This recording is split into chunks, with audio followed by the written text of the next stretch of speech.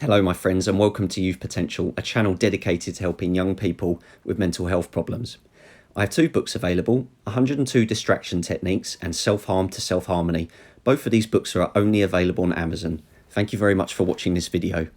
Hello, my friend, Scott here representing Youth Potential.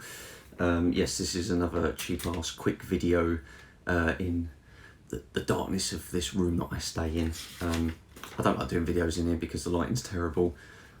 I look terrible right now, can't really help it. But anyway, that's not the point. What's more important is this leaflet. So this leaflet is called Understanding Borderline Personality Disorder. It's written by Nancy Bloom and Bruce Fohl, that's spelled Pfohl. These guys are obviously mental health professionals. So the reason I wanted to share this leaflet with you is because it's one that gets handed out to people with borderline personality disorder. And as I say, it's called Understanding Borderline Personality Disorder. All I'm going to do in this video is literally read it out because it is a mental health professional's, I don't know what you would call it, description perhaps. So anyway, let's read it, shall we? Understanding Borderline Personality Disorder. Question: what is a personality disorder? Differences in a personality style add colour and variety to relationships with others. However, sometimes those differences can be too extreme, so that the individuals are not able to be flexible and deal with people and problems constructively. When personality patterns become very rigid and the person is not able to adapt to the changing demands of his or her environment, that person may be described as having a personality disorder. What is borderline personality disorder? The DSM-4, which is the manual used to diagnose all mental disorders, describes borderline personality disorder as including at least 5 of the following. These are symptoms: worry about abandonment and going to extremes to keep someone from leaving; unstable, stormy relationships with major shifts in thinking about another person, such as believing someone is a loyal friend, to believing the person is untrustworthy or hurtful; unstable self-image, shifting from feeling confident about who you are to feeling like you are evil or don't even exist; self-damaging, impulsive behaviours such as substance abuse, binge eating, reckless spending, or other behaviours that can lead to serious consequences; frequent suicidal thoughts, threats, attempts, or self-hurting behaviours such as cutting; rapidly changing intense moods, feelings of emptiness; intense anger that may lead to physical fights or destruction of property. During times of stress, he or she may believe that others are intentionally trying to make life difficult for them. At other times, they may feel like they're losing touch with reality. Another way to think about BPD is that it is a disorder of emotional regulation. Those who suffer from this disorder experience very intense emotions and have difficulty regulating them. Some people have suggested that we call this disorder emotional intensity disorder, or EID. This disorder is extremely painful for the persons who have it and for those who live with and care about them. How common is BPD, or emotional intensity disorder?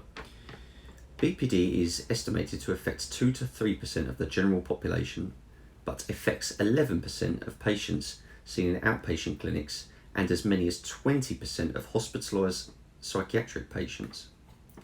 Those who suffer from BPD are heavy users of mental health services because of frequent hospitalisations and emergency room visits due to suicidal thoughts and attempts.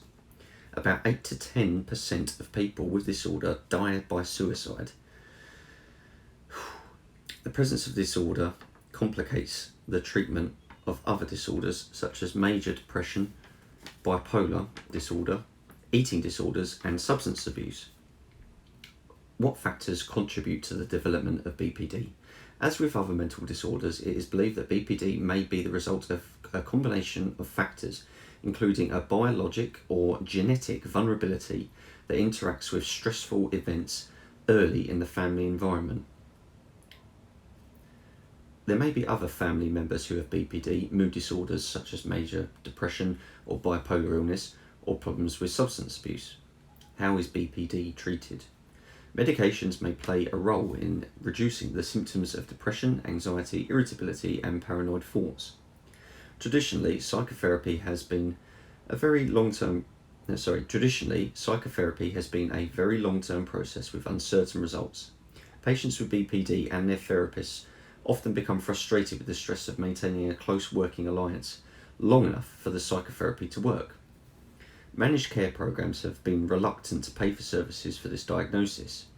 In the past few years, research studies have demonstrated the effectiveness of cognitive behavioural therapies that teach emotional regulation skills and improved lifestyle behaviours to patients with this disorder. A combination of careful medication management and cognitive behavioural therapy that includes emotional regulation skills training is viewed as a promising treatment that may allow the patient to see significant progress over a period of a few months. The value of education for family members and professional caregivers is being recognised. And then the last one is what is being done to further research into BPD. There are now 2 organisations promoting research on borderline personality disorder. One, the Treatment and Research Advancements Association for Personality Disorder. And the other one is the National Education Alliance for Borderline Personality Disorder. So, yeah, that's all I have to say. I think it's I don't think it goes into too much detail, but it definitely covers the basics. I mean, it's nothing that you can't already find on the internet anywhere, but for the sake of having to do research, just watch this video. If you need help explaining BPD to someone, or as I prefer, EUPD, which is commonly known as here in the UK, please share this video and hopefully that will give them some insight. Anyway guys, thank you very much for watching. I will be doing why I don't aim for recovery tomorrow. I know I was supposed to do it today, but I haven't been feeling that great emotionally, to be honest, today, and I didn't feel like making a video, but this was an easy one and I wanted to give you guys something to watch. Anyway, all the best.